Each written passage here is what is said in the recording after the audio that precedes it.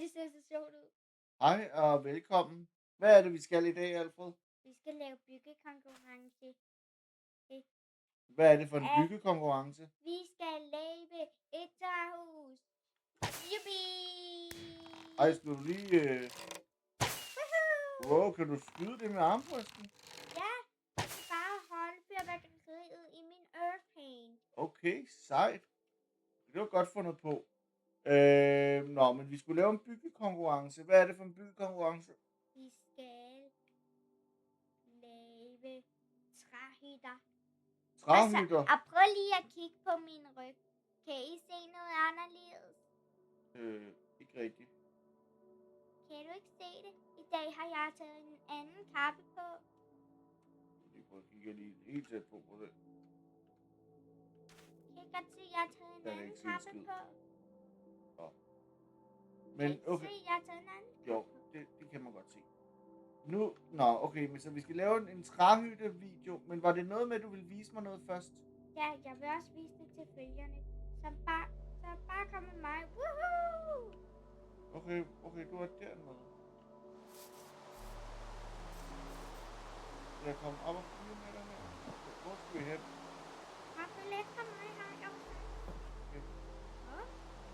Radiusen. Ja. Det var det. Der var et lys foran. Det er mig, der er radiusen her. Kan jeg se det lige?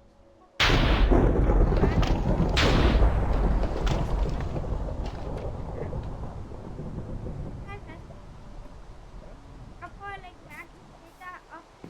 Prøv at kigge det der hul. Jeg ved, du kan bruge. Hvordan kommer man derned? Bare. Jeg har til problemer. Bare prøv at lade være med.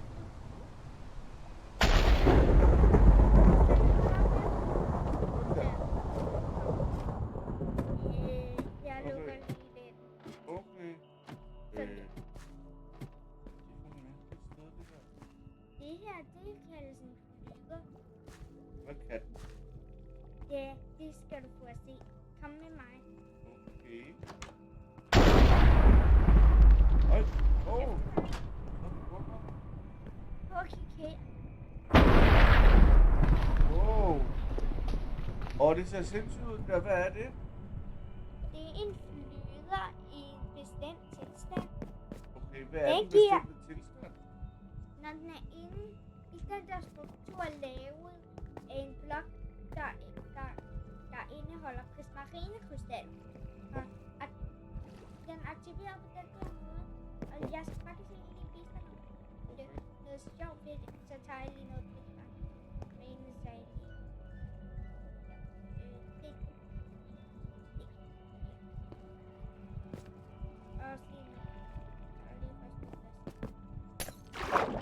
Og der bliver vådt herinde. Det her, ja.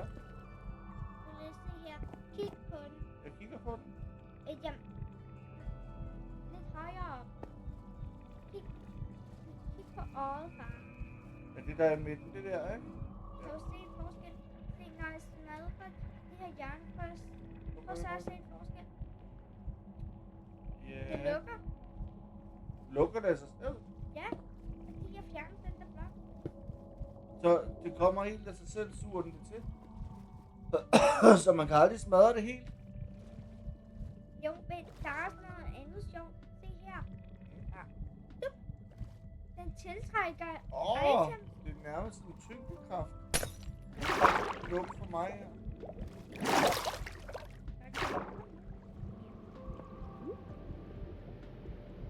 Det der sejt ved det, Ja. flødekraft gør det muligt at svømme under vand. Og det er faktisk, har jeg taget et lille igen på. Faktisk har jeg taget noget på, som ville passe godt. Det er fordi, at Hvad sker der, hvis jeg smadrer? Nej, ikke smadre den. Så stopper jeg. Det du kan høre dunke, det er det, som er øjet. Kan I bare prøve at lægge godt mærke til det? Her. Ryg, sagde du. Ej, nu er du fiskefinde. Ja, i stedet for min kaffe. Ej, bare det lækker jo. Så er det så ikke bare, at du kan bevæge dig vildt hurtigt. Ej, det er bare noget af mit skin. Men kappen blokerer. Det er sådan, det er lavet. Men det ser super sejt ud, når jeg bare svømmer. Jeg kan godt se, at det lækker lidt her hos mig.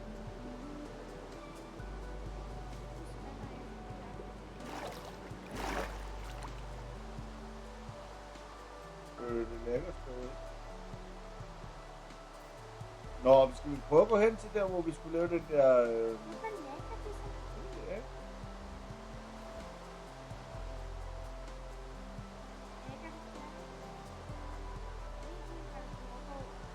Og hey, kan I egentlig høre mig, følger? Det er ikke så højt. Alfred, skal vi ikke gå hen til... Jo, lad os gå hen til muren. Så se om det lækker der. Ja. Det håber jeg faktisk ikke helt, det gør. Tror jeg heller ikke. Tada! De der panddaer lækker i hvert fald. Nu lækker du heller ikke. Gør jeg ikke? Nej. Nå. Det må have noget med effekten. Nå, men det vi så skal, det er på hver sin side her bygge et træhus. Var det det, du sagde? Ja, det var det. Okay. Hvor lang tid har vi til det? Den normale nu versus størrelse. Er det 20 minutter? Ja. Hey far, prøv lige at kigge. Prøv lige at kigge i din postkast. Jeg har bygget en postkast. Det står lige ude foran dit hus. Prøv lige at tjekke. Okay, hvor er mit hus? Det er den der planter nu. Prøv lige at kigge i den der kigge, hvor der står. Et brev af Alfred Bouvier. Prøv lige at kigge. Den ned i denne trøje. Nej, ikke det der. Nej. Og så bare højre. Den. Ej far, er du klar? Det kan du tro, jeg er. Det var godt lavet, Alfred. Så går vi herop, ikke? Og så er jeg på den her side, du på den anden side. Okay, du sender... Er du så klar? Så begynder vi at bygge om 3, 2, 1, nu.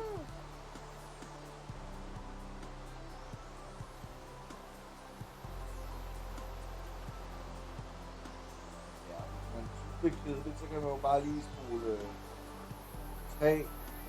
20 minutter frem. Så kommer der nok noget sjovere.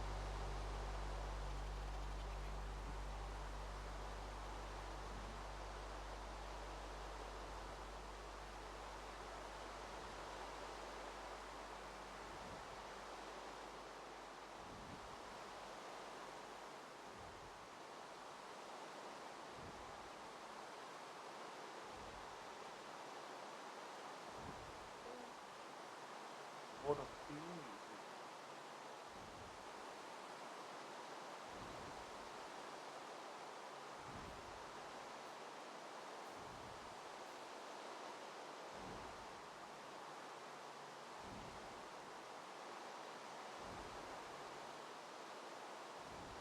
Hvor pengefældt er benene gået hen, altså? Alfred? Ja. Det er lige... Du skal lige tilbage i natur. Og så... jeg kan se, det placerer lidt anderledes der. Det var fordi, du også havde taget skidt fra. Og nu... Far. Vent, far. Far. Du kan lige se. Jamen, jeg skal ikke se noget. Vi skal ikke hjælpe. Okay, du kunne lige lave lidt derovre på. Men det er okay. Nej, du har gjort det. Hvad er det? Den kommer vi så. Vi skal placere dem. Sådan. Ja, du må ikke komme over til mig. Nu styrer du. Undskyld. Overlev Men den far, her. du har jo heller ikke på noget. Men far, nu har jeg bygget sådan, som du kan bygge. Det vil jeg gerne sætte op. Jeg bruger det, jeg har bygget, ikke?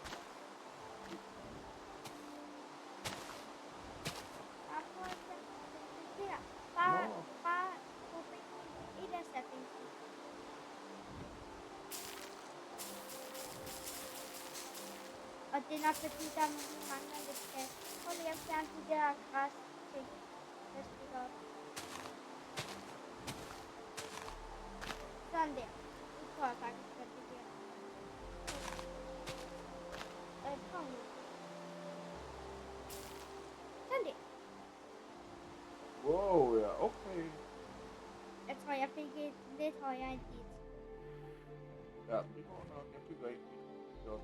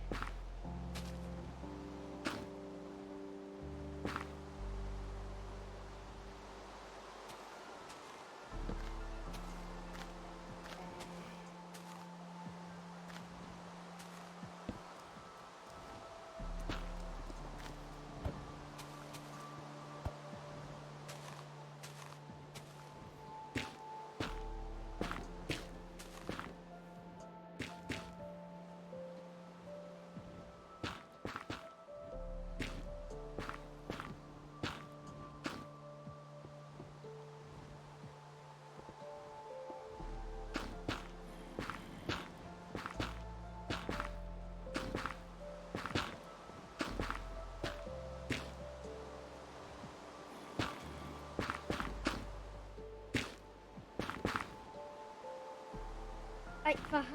Der er en fantom, som seriøst bare sidder fast i mit byggeri. Det er bare sådan... Hvad? Og prøv lige at se her. Nej, men det er ikke sådan noget, fordi det er sådan. Okay. Far, det er seriøst bare et fantom, som overhovedet lige ned i mit byggeri. Okay, ej, hvor sjovt. Ja. Jeg kan jo ikke bygge det for det. Så ved du hvad? Jeg tror, jeg tager et billede af det. Det blev et rigtig godt et. Det blev et rigtig godt et. Ej.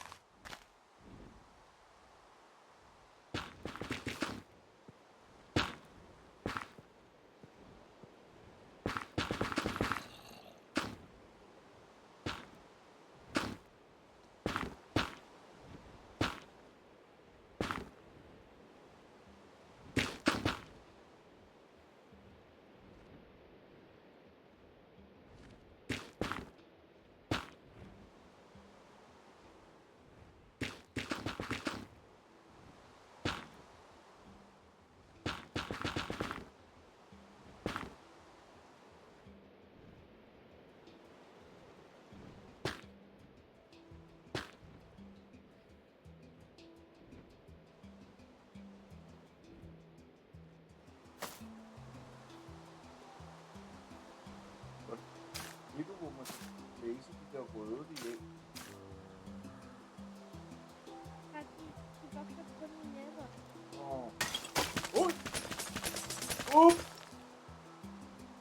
Fuld.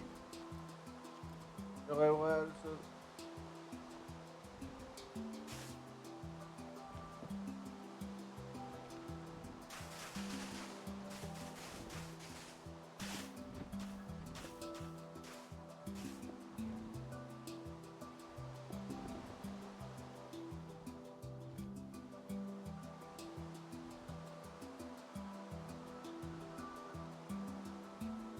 Hvad med smuglerne på det?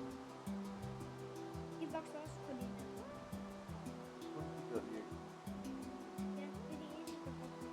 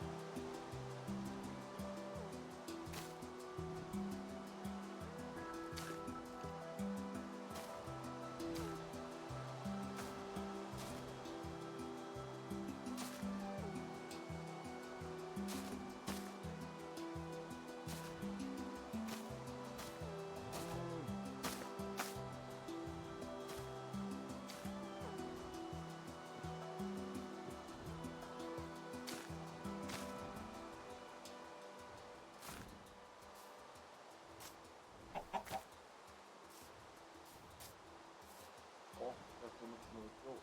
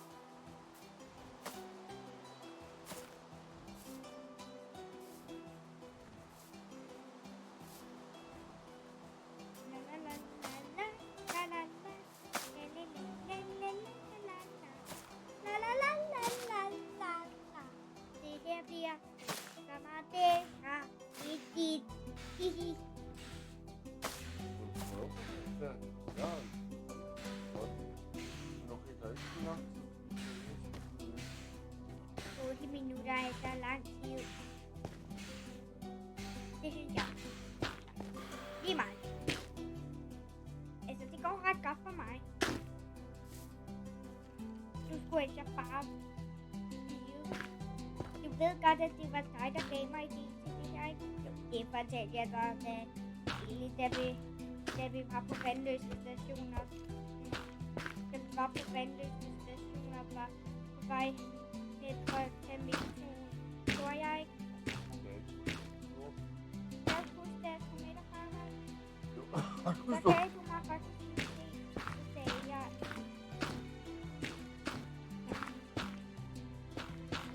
Det her, det bliver altså...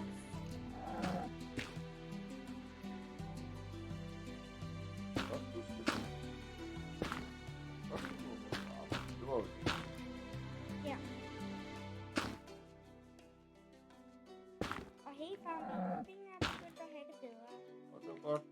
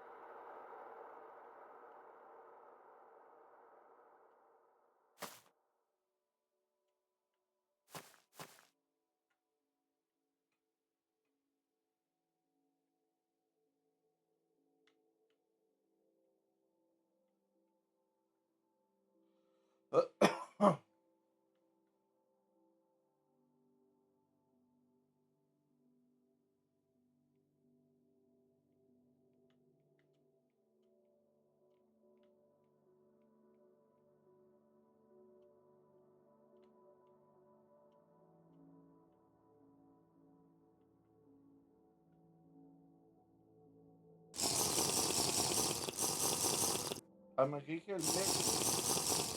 Nej. Nå. Det ville da også se mega dumt ud. Kunne du forestille dig, hvis der bare flød sådan nogle... Jeg havde bare tænkt mig at lave mælkebad. Kom det lige mig.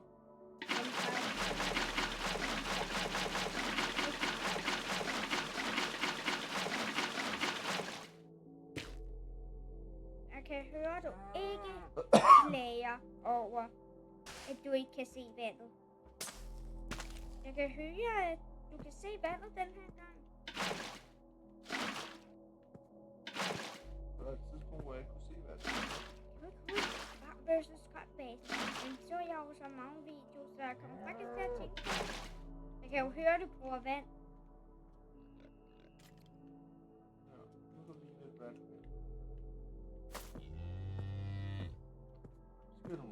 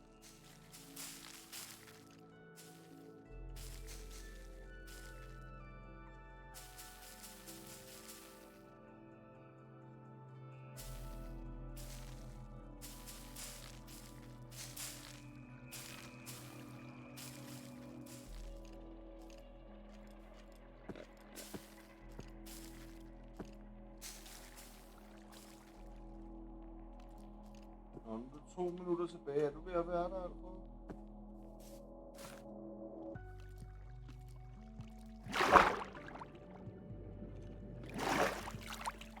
Ja, lidt sådan både og. Jeg ved ikke, hvor meget man kan sådan sige, jeg er ved at være der. Nu er der 2 minutter, jeg synes, jeg er ret færdig. Jeg har ikke set inspireret i dag. Jeg er faktisk blevet inspireret af mine egne idéer. Ja, det er ikke så meget.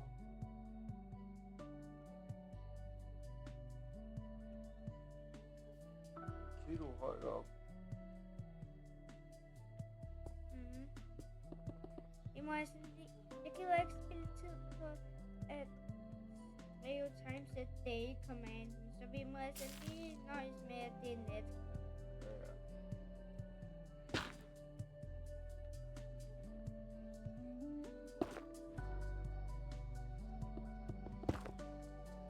Jeg håber faktisk virkelig, jeg kan nå det. Du har 1 tilbage.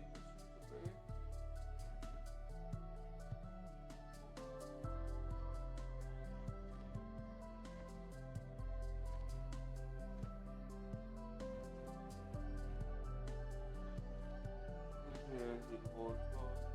Stop med at snurre rundt. Stop med at spille tid på at snurre rundt. Jeg har muligheden. Det er perfekt. Jeg har allerede vundet. Ja, det tror jeg altså.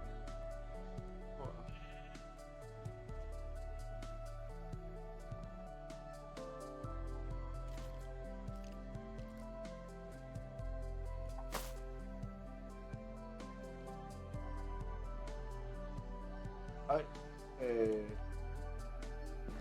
Diana for spil.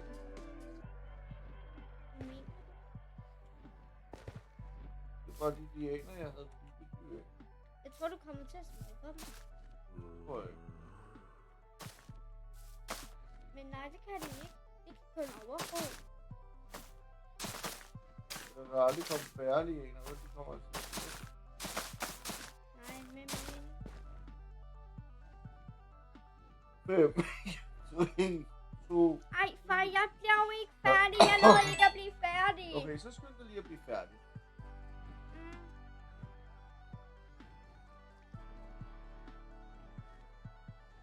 Og jeg var altså heller ikke helt sikker på, at vi fik den normale tid. Det gjorde vi.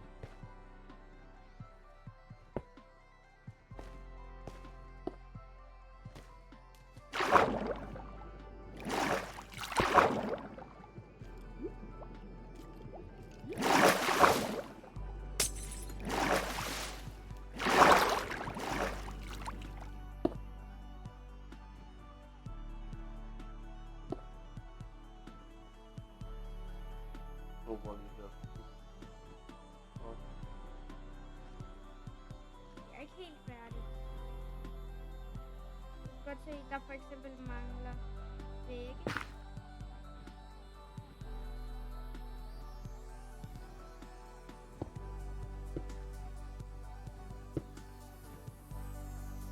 Har du ikke bygget vægge endnu? Det er fordi, der er 2 etager her. Okay.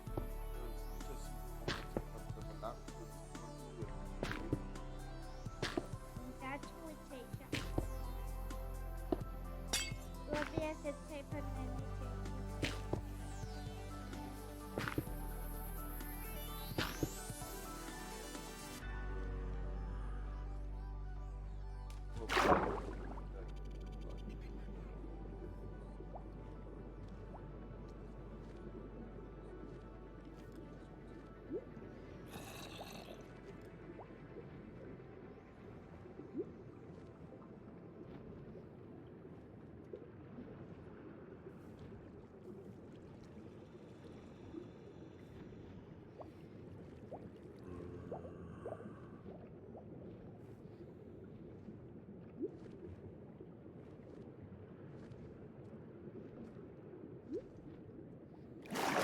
Snart vil jeg være der.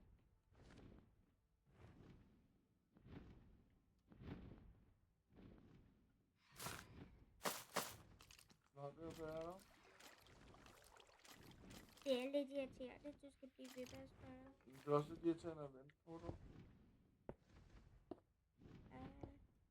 Mens går jeg lige ned og kigger på min panda. Hej panda. Hvor mange pandaer der er her. Ja, der er mange.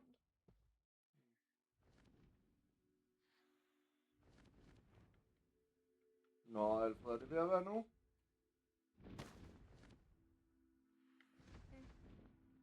Alfred?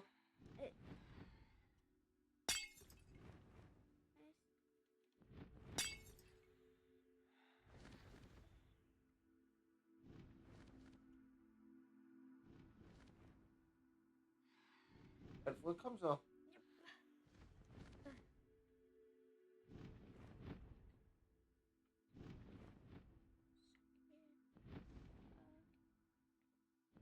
Godt nok mange mobs nede under dit hus. Det må være fordi det har taget så fucking lang tid at lave.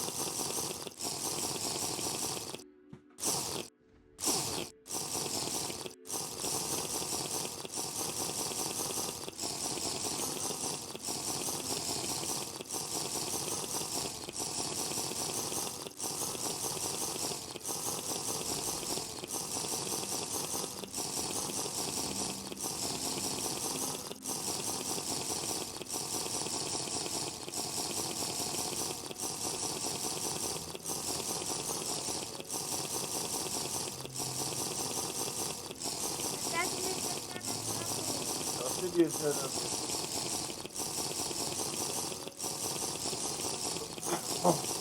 Færdig. Fedt. Kommer du så over til mig?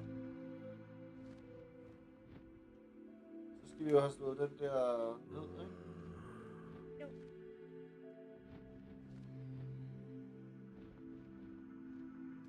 Kommer du så over til mig?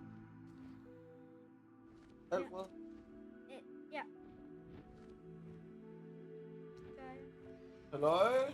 Står lige her. Halløj. Du er klar? Jeg er klar. Okay, 3 og sygt mange mobs. Okay, skal vi gå op og se på det? Ja. Der kom mere. Okay, så er indgang, hvis man kan flyve. Ej, er det et hotel, du har lavet? Ja, jeg har bygget et hotel. Et trætop-hotel. Goddag, goddag. Ja. Undskyld. Hey. Skal ikke slå min ansigt. Nej, jeg ville faktisk bare have givet ham med. Nå, Prøv lige at se. Kan du tælle nøglerne? ja. 1, 2, 3, 4, 5, 6, 7, 8. Ja. Se, du kan se, her er kun 4 værelser. Heroppe. Og så er det et værelse, så kan man herind. Ah, lækker værelse. Og herinde. De er alle sammen i. Jeg fik nemlig Det er en værelse. hjemmefra. Og grunden til at tage af planker, det er fordi, så er gulvet der allerede. Åh, smart. Nå ja, ej, okay, det er godt lavet, Alfred. Så du har lavet et... hvad hedder det, et hotel. Og ja, det jeg har lavet, det er meget flottere, men det passer også. Det får man med her. Ja, jeg tager lige min trappe på igen. Det er der bedste helt. Faktisk en bakketrappe. Så er du med her. Jeg ser, hvor meget mob der er. Se, her der kan man kravle op ad den her. Så kan man komme herop. Jeg nåede ikke så meget. Men så lavede jeg bare lige en swimmingpool. Og problemet ved den her swimmingpool, det er, prøv at se her. Hvis man går ned i den og ikke kan svømme, så får man lidt problem. Hvor sådan her, svømmer. Åh nej! Og så kan man svømme op. Det var en fejl, det der var det. Nej, så var det så sejt, at der kom vand ud af. Men så er det lige så smart, når man skal svømme. Nå, det var meget sjovt. Faktisk det fint, ja. Nej, det er mig, der Nå, kommer du ned til mig, så synes jeg, vi skal slutte den her video af. Men så du kan godt forstå, hvad jeg mener med, at jeg var blevet inspireret af mine idéer. Ja, kom du herhen til Jeg mig, havde jo Alfred. en idé også om, at vi skulle lave nu. Det skulle være et hotel. Men jeg ved ikke, hvor du er. Og du Jeg er også henne lidt på hus. pandagen. Mor er hjemme. Jamen, det passer jo Au. perfekt. Så kom herop og stå ved siden af mig, så afslutter vi lige. Vi ses. Tak for i dag. Det var en virkelig sjov video at lave. La la la la, jeg er i balletdanser. Ja, og man kan godt se, at jeg er 1000 gange bedre end Alfred. Det kan I jo bare lige Nej, skrive i det kommentarfeltet, hvis I er enige. Og hvis I er Jeg uenige, så skal I lade være med at skrive noget. Nej, hvis I er uenige, så stem på mig. Okay. Og husk at like og subscribe. Vi har nemlig kun 25 subscribers. Okay. Kan I have en god dag? Hej Ses. hej. Hej hej. Wee.